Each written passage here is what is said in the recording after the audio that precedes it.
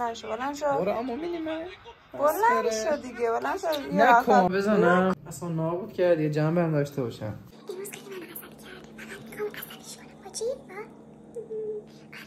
خیلی حساسه رو جذبه چیکار میکنیم؟ میخوام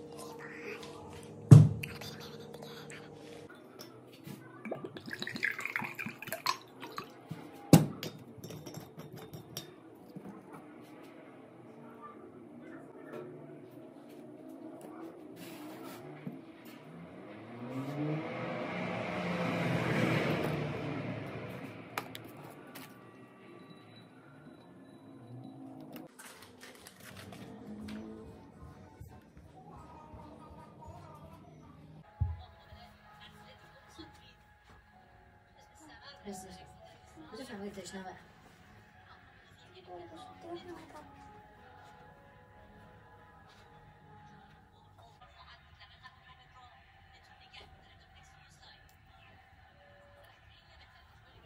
ای چسبیده چه کاری هم میکنی؟ چیه مگه؟ چه مسخره بازی دوست داشتی؟ حالا من چیکار کنم؟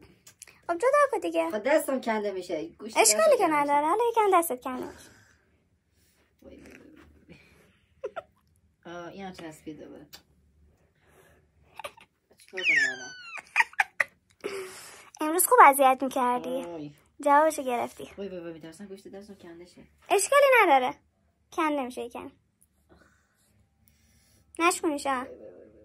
بابا هم بزنم تو سرت.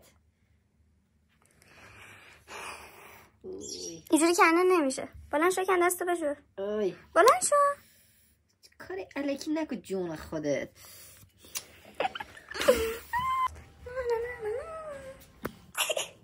آره کنده بشه.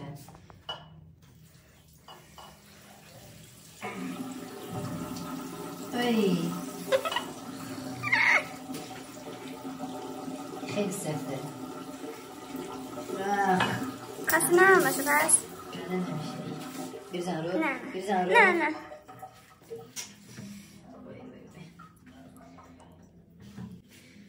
من چیکار کنم با این واقعا؟ کاری میکنی الکی ها من چجوریه بکنم؟ نکم بریزش پایین. الان آب دارم میزنم. باقش انگشتتو برای قطع کنی. چرا تو پرد نگو یه راهکاری یه چیزی بده من یه بکنم. راهکاری ندارم. با بشکنمش بس. نه نشونیشه دوستش دارم. الان دستم چسبیده به این کنده نمیشه. انگشتتو قطع کن.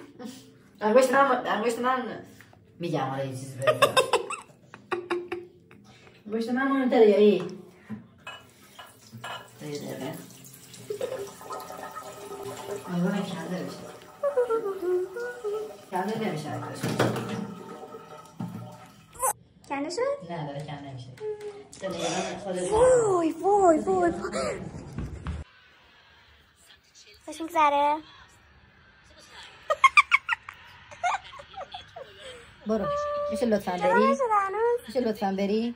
بلند شو برو اما مینیمه بلند شو دیگه بلند شو یه راهکار پیدا کردم برات پاشو اذیت میکنه فقط تو بی جنبه‌ای تو نمیخوام اما خودم دلم کشید میرم درست پاشو دیگه میگم یه راهکار باید پیدا کردم چه راهکار پیدا کردی؟ باب جوش رفتم گرفتم زیر آب کنده نشد میشه پاشو عجب حالا بلند شو نخونم امیدوارم با آب جوش کنده بشه که اگه کنده نشه دیگه هیچ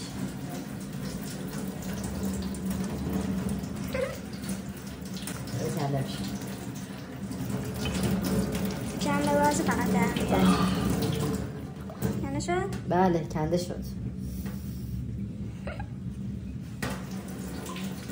الکی نکن جون خودت